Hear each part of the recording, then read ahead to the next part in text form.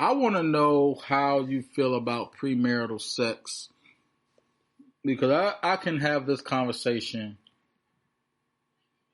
all day, literally. And I know I've probably talked about this in the past, but premarital sex,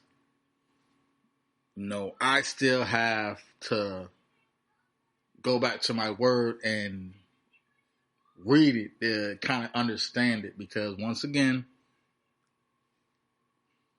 it's one of those things that it's like when you're a person of faith, you don't.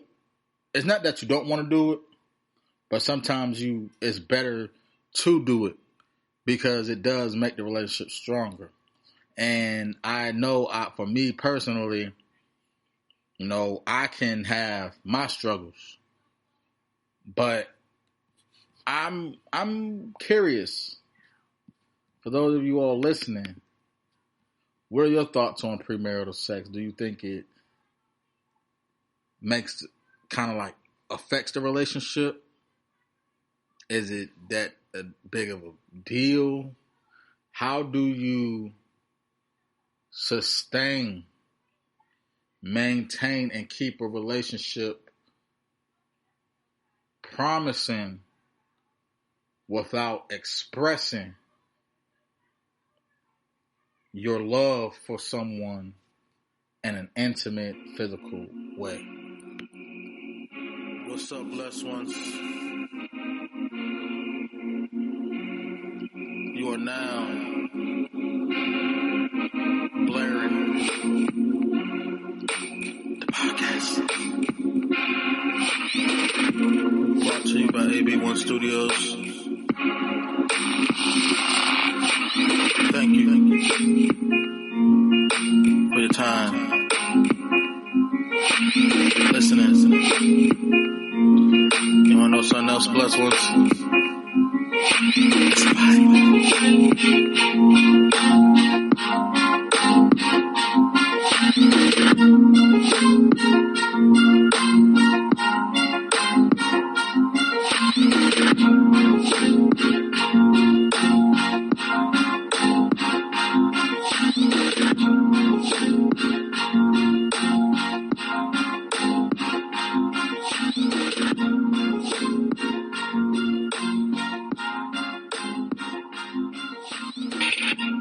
So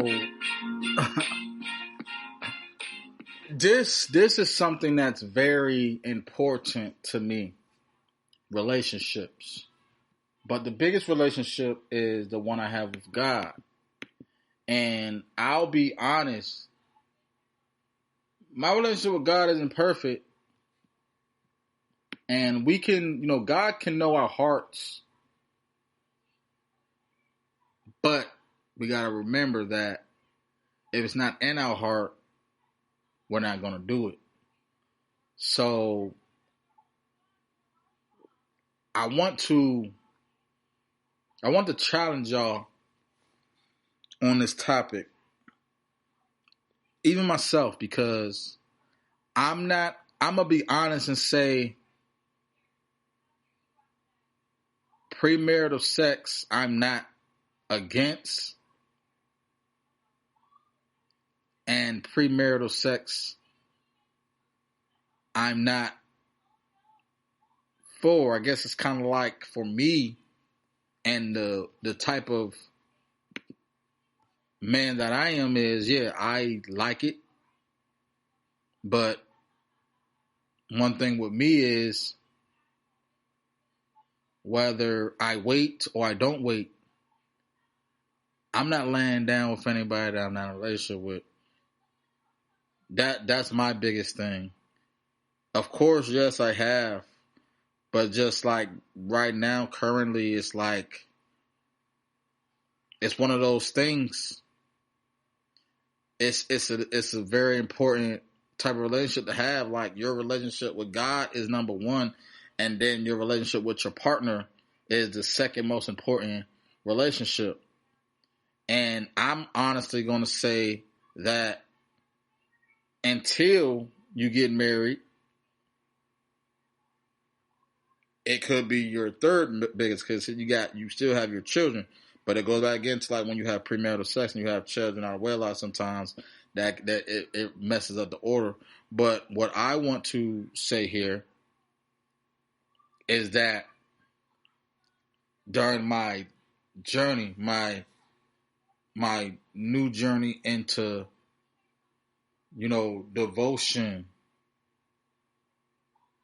relationship, intimate and physical relationship, it's like I have to seek God. I always seek God. I always ask God to deliver me, but it's like there's always going to be those addictions. There's always going to be those temptations. There's always going to be those struggles. And that's one of those things that's always been trying for me because I've never been someone who, just been out here. Even if, I might have slept with people who were sleeping around or whatnot. But my thing is, I want something promising, and I will do whatever it takes to keep it. But it's always going to go back again to it takes two. Me and my partner have to have this conversation. And one thing that I've made sure and clear was that it was something that we talked about. Because one thing with me is I do believe in equally yokedness. And also I believe in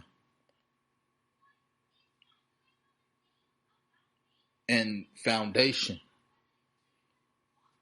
So if you're not praying together, if y'all are not a community, if you're not, and it's hard again, especially when you're just dating someone, but it's like if you intend to be like spend the rest of your life with this person, you do have to kind of bring them in and they have to bring you in part of their journey. You can have a private relationship where it's just you, where y'all two are just, where y'all might be the only ones who knows about the relationship, but there's going to be some obstacles. Even if it's not sex, there's going to be obstacles. Because I will say, for me personally, sex has been, a thing for me. There's like I mention this all the time. There was a time where I went 2 years without it. And me being like, I'm 37 now, so you can only imagine, at what age I was when I did that. And then it's like there's those gaps there where it's like, okay, there's a moments where I've been with someone, and we might we would have sex multiple times in a week, but lately it's it's one of those things where it's like, man, how much the sex impacts your life. Relationships aside, how much does it impact your life?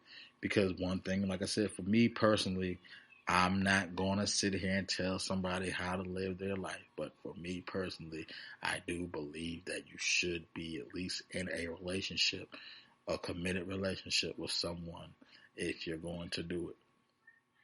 Because it goes back again to where it's like, you're trying to build and grow with someone. And of course, some people might lay down and just do whatever they want to do, and that's fine with them. I mean, some people might not, because that's one thing people be forgetting. Like, you can have positive vibes only, and just not be toxic. Have your chakras, and you can burn your sages and all that stuff, and be like, well, you can do all that stuff, but it's like, okay, well, what about your sex life? Like, you can have all these good things, these good qualities that you're doing, but you might be laying down with a demon. And I don't want to get that deep, but sometimes we have to get deep because sex is deep. You got to understand what it is. You got to think about, sex. Sex creates generational curses, generational wealth. Sex can actually create a family. So just think about even me just saying it and thinking about it now. It's like, man, God created man and woman to multiply, and of course it should be enjoyed, but we have to think about like, okay, I'm not saying that you gotta have a child every time you have sex, but think about like, this is what creates and multiplies the earth. So think about if you're just having sex with some random person, and maybe if it's not a random person, you do it to enjoy, but is this person investing in you? Is this person giving you anything? Because y'all are pleasing each other, but what's the benefit besides the enjoyment? I think that's the challenge for me. Again, I didn't open my Bible, but it's just something that I just think on my mind, and that's one thing that I try to do is just really just give y'all a take and some insight on what certain topics are to be. Because, God bless the innocents. There are people in jail right now for raping a woman. Multiple people. Maybe even women in jail for rape. I'm not sure, but it's just there's certain things where it's like, okay, when you steal somebody's innocence, yeah, you belong in the pits. Yeah, you belong there. I'm not going to sit here and, say you're going to hell, but, you belong there. Because you got to think about, like, somebody who's, imagine a child who haven't experienced it. Imagine a woman who wanted to wait for it. Imagine a man who was, there, but it's like, just like, imagine somebody just taking it from you. Taking it from you. You should be held accountable for that. And even for myself, like, hey, I'm not a virgin. I have a son. I mentioned that in the last episode, but in the multiple episodes, but it's like, I enjoy it. I really love it, but it's like, I'm not going to be, just slanging with just anybody. I mean, I have, but it's like, I'm not going to, do that anymore. I really want to, be with someone and allow them and give them me. And even sometimes when I think about it, it's like, man, I want the relationship to work out so much. I'm willing to hold off anything. Like if I have to sit here and, not go out on dates multiple, like for months, not do anything for months. It's like, hey, I need to. It's tough, but like I said, it's just certain things, certain relationships and bonding and quality and things that we give people, and we just give it to them because we can.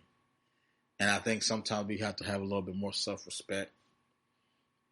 And I'm talking to myself when I say this, because, just thinking about, not to compare myself to anybody else, but just thinking about certain women that I've laid with. I'm like, man, I could have had a little bit more value for myself, because there are some women I will say, hey, I ain't no hard feelings for me, and there has been there has been a couple women that I've laid with that I didn't really care for, but the majority I did to some degree. But at the same time, I would never, be with them. And even with that, it's like, man, am I a bad dude? Because once again, it's like men, we get all the high praise based on our body counts. Women will get devalued, and it's like, yeah, I think the more men women sleep with, the less valuable they become, and then it even adds more when they have children. But it's like, man, it's you become more high value. I don't believe in that, but that's just how the society looks at things. I'm not going to sit here and say that it's right or wrong.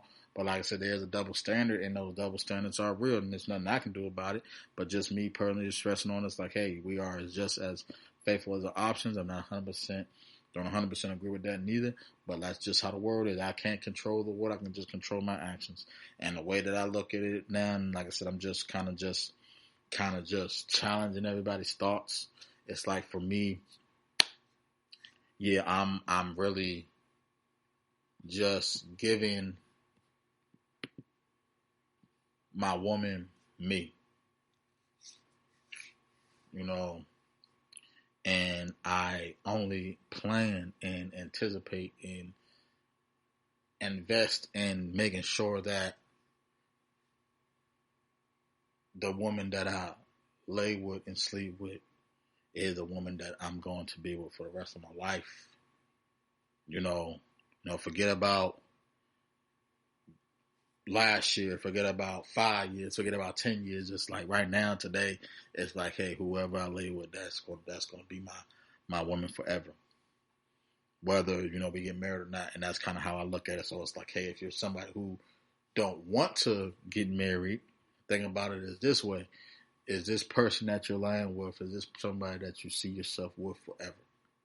Because that's kind of how I'm looking at it, because like soul ties is a real thing.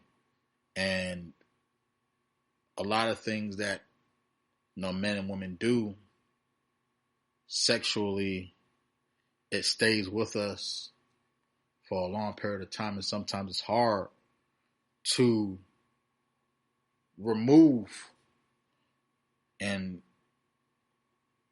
get rid of those soul ties. You may have to go over to the valleys of the shadows of death to get it casted out. You may have to go to some holy water and get it, cleansed out. You may have to go somewhere and get it cleansed out. But it's like you have to be strong and verbally and cry aloud to Jesus and ask him, God, remove this soul tie from me. You have to do it. You have to do it. And I say here now, in the name of Jesus Yahshua, the Holy Son of Yahweh, my Lord and Savior Jesus Christ, I remove these soul ties from me. And may who be for me and be mine forever. So, my thing, me, Anthony Donnell Blair, I denounce any toxicity, any soul tie, any evil spirit that has held me back. I denounce it. I disclaim it. I do not claim it anymore. I am not who I was yesterday. I am not who I was last year. I was not who I was 10 years ago. I am a child of God.